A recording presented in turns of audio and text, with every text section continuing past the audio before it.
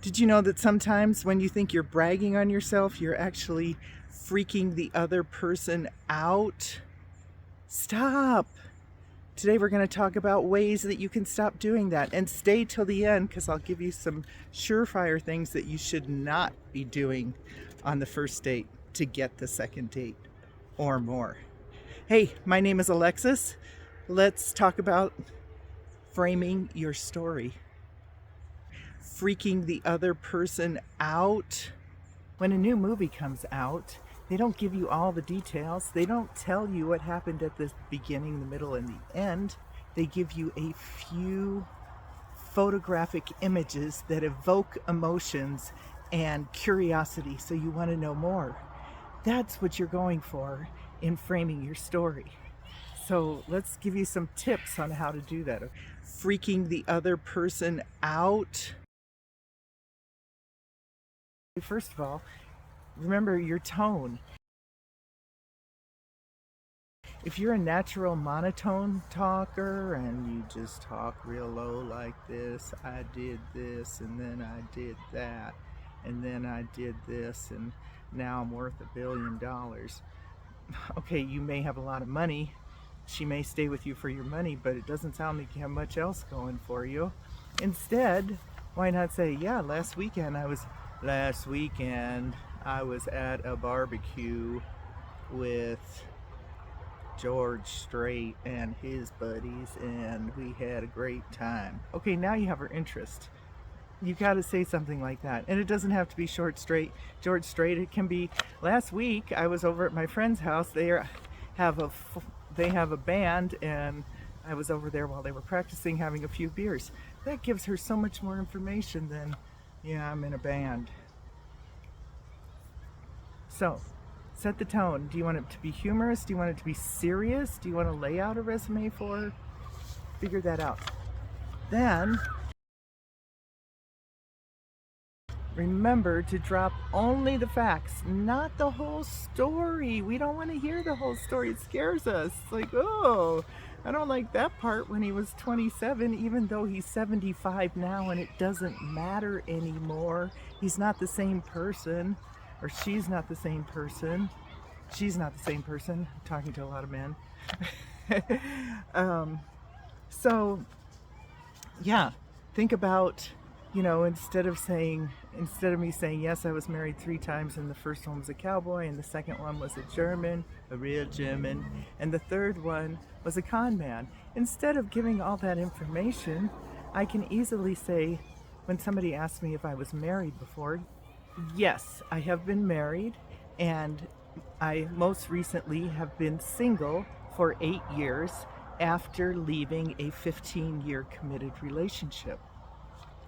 So this gives the listener somewhere to jump off where you know their interest is. Is it about how the marriages ended, or what happened to the 15-year relationship, or you're single for the last 8 years? Ugh, that's a whole nother video.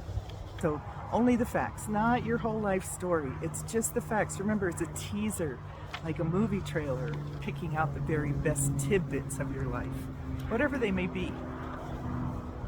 Next, make it about growing, not death and destruction and despair, okay? Yes, when my marriage with my con man went away, so did my home, my job, my car, my credit, my clothing, my household possessions. Everything was gone. I started at rock bottom. That's kind of a damper on the first date, or even the second date. It depends how far we are in the conversation, if I'll even reference that it was a con man, but one of my marriages ended in me losing everything, starting at rock bottom, and I learned that everything works out for good. I might say, yeah, I hit rock bottom after that last divorce, and really made me think through being in relationship, what I really want, who I really am, what's important to me. And I hit rock bottom, and I recreated a life based on what I learned about myself during that period. A lot better than What a show that was. All right, so frame it like that. Frame it like, what did you learn? Because you did learn something and you experienced something, and this baggage that we carry is really wisdom, and we need to harness it to find somebody else that has some good wisdom that we want to share with them. All right, then the next step when you think about framing your story is inviting them into your story. Okay, you guys, this is a little editor edition because I left out inviting them into your story, one of the most important parts.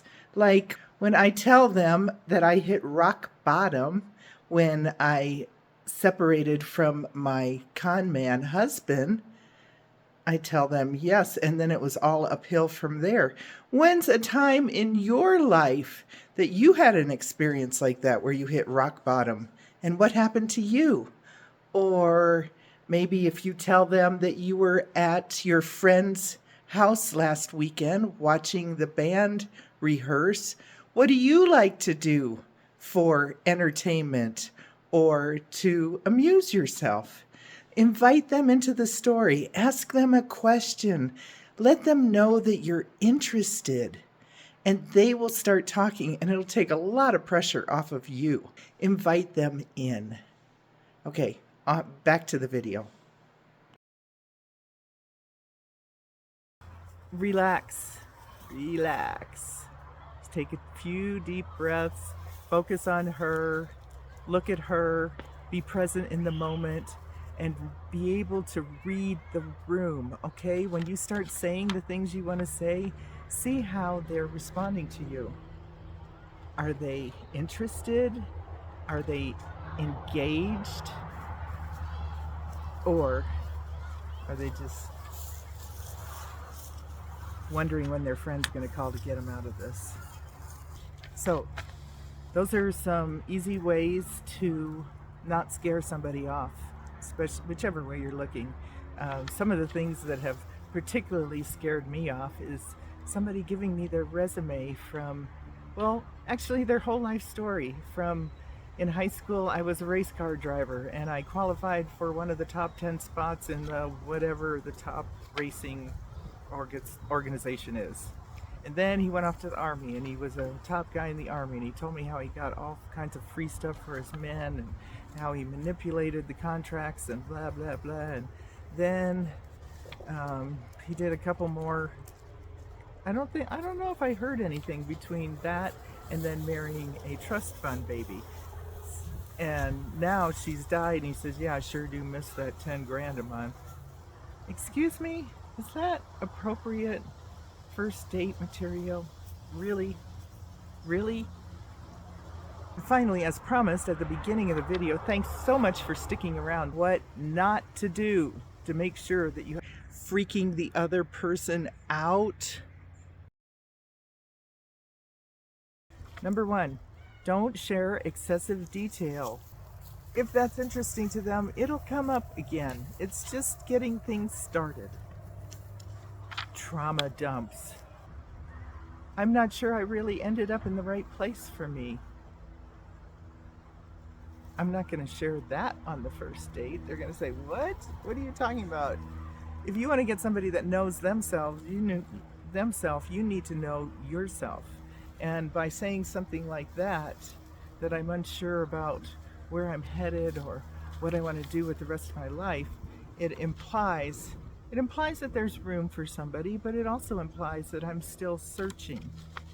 And maybe I just want to latch onto somebody so that I have an anchor for my life. That scares me, if there's any kind of hint of that. Now, come on, you guys, be kind, because I know I'm pretty scared. Because I haven't done this. I haven't had a lot of practice, and I'm older, and the rules have all changed, and we're different, and we all have wisdom, and we have baggage, and we just need to, be kind to each other while we're figuring out how to communicate it to each other. But another, never don't talk about the exes. It's just like going to a job interview and talking about how bad your last boss was. Don't do it. It just means that you are okay with airing other people's dirty laundry, and nobody likes that. So keep it to yourself. Um, I got to stay 4 weeks in Ireland because the man I was with there had a heart attack and the airlines wouldn't let us fly. Okay, that's the backstory. The way I would frame it is to say I was so fortunate. One of my favorite travel memories is the 4 weeks I got to spend in Ireland in spring, watching all the beautiful tulips and crocuses and bulbs and flowering bushes and flowering trees all over the city open up. It was amazing and wonderful and beautiful. I don't need to share the other part. That's an ex. Don't need to talk about them. Don't bring them into your conversation. That's the first way of letting their stuff seep into the relationship. Keep it out of there. Okay. Don't talk about the ex-in-laws either. Same thing. It's like talking bad about your boss to your new employer. Don't do it. They know if you're going to talk bad about them, you're going to talk bad about the person in front of you too. Okay, so finally, do not fall asleep on me in the conversation. What the heck? That has happened more times than I care to admit. But interestingly enough, every time I call out one of the men when I notice they're, hey, are you falling asleep?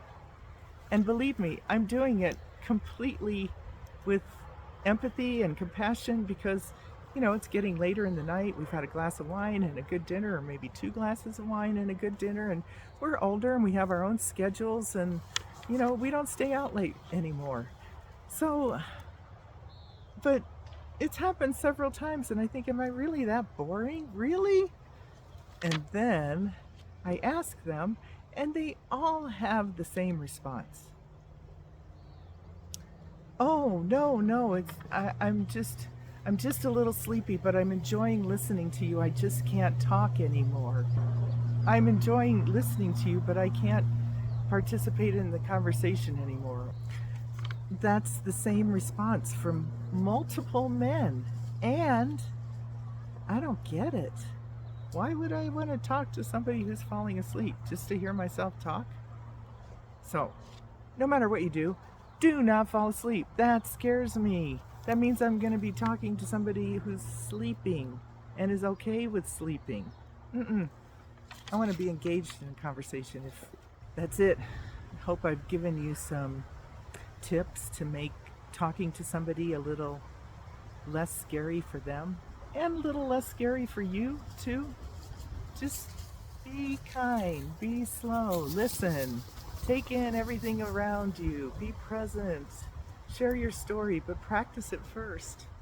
Create it so it makes you look confident and in the person that you are, because you should be. You're amazing. Thanks for listening and joining us today. Talk to you next time. Bye.